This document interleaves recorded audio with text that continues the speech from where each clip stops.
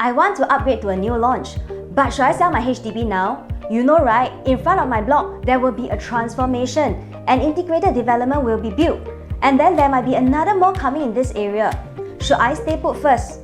Do you think the price for my HDB will go up after all these developments are built?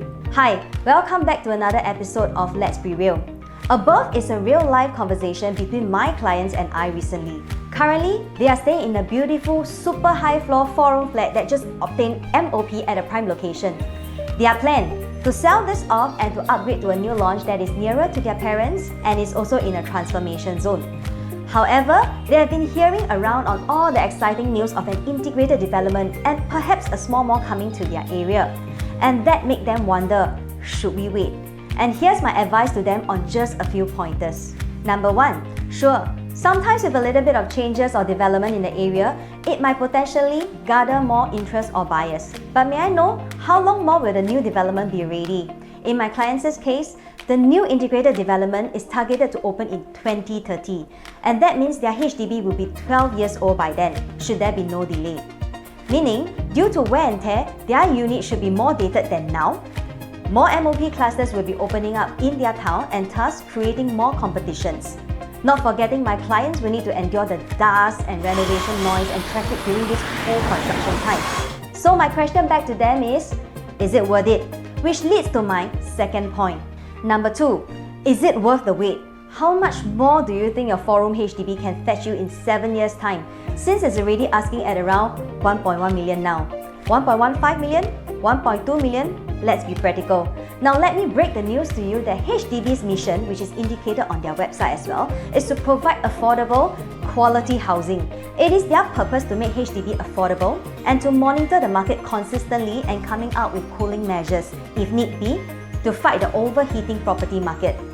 From 2021, we have seen multiple cooling measures that have been positioned in place to cool the HDB market. For example, December 2021, the maximum HDB loan to value, the maximum loan that a buyer can borrow up to, has dropped from 90% to 85%. And in September 2022, it has further dropped from 85 to 80%. This is to encourage more financial prudence when taking loan. There's also the introduction of a wait-out period of 15 months for condo owners who wish to downgrade to an HDB so as to prevent further spike in demand and price for HDB. The mechanics of how these measures will affect the pricing of HDB is another whole new topic of its own. If you are keen to find out, please reach out to me.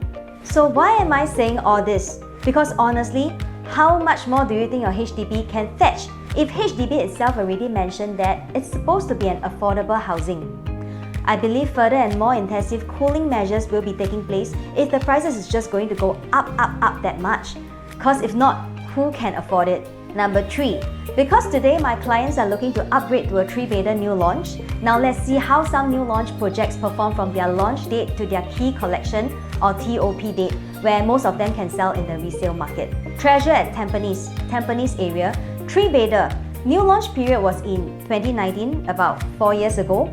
Most 3-bedder owners are already making an average of 250,000 or more when they sell now. PSF has grown from 1,200 plus to about 1,006 plus, an increase of about 400 plus PSF. Park Colonial, Woodley area, 3-bedder, new launch period was in July 2018, about 5 years ago. Most 3-bedder owners are already making an average of 450,000 or more when they sell now. Some even cross the 500,000 mark. PSF has grown from about 1,006 plus to 2,002 plus, almost an increase of 600 PSF. Jadescape, Marymount Thompson area, 3-bedder, new launch period also 2018, about 5 years ago.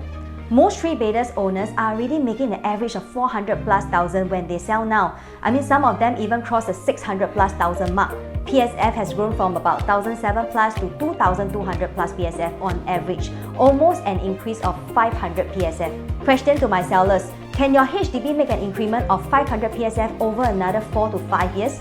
Which means in 5 years' time, my seller got to sell their HDB at around 1.6 million. Who will buy this 1.6 million 10-year-old 4-room HDB flat? The truth is yes, your selling price might or might not go up, but the increment of HDB can never catch up as fast. Looking at this graph, new launch has increased about 28% since Q2 2021, while HDB has only increased about 18% since the same period. The private sector actually works a little bit differently from HDB as it's all about land prices. And Singapore is only that big, so as our land gets more and more scarce, land prices will go up and that inevitably will cause the private prices to increase, which yes is another topic on its own. So finally sellers, do you want to make that potential additional 50,000 and miss out on the opportunity of making perhaps 250,000 to about 600,000? That is the golden question here. The answer is clear, but the choice is yours. So let me know if you have any specific topic or projects you want me to dive into. Thank you for watching and remember to like, share and subscribe. Till then, let's be real.